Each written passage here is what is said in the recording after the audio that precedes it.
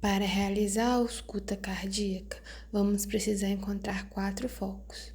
O primeiro foco é o foco aórtico e está localizado no segundo espaço intercostal à direita.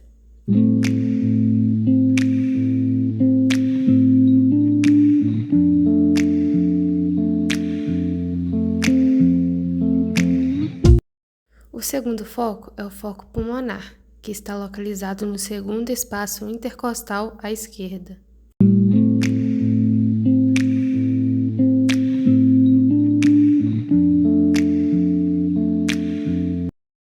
O terceiro foco é o foco tricúspide, que está localizado no quinto espaço intercostal à esquerda.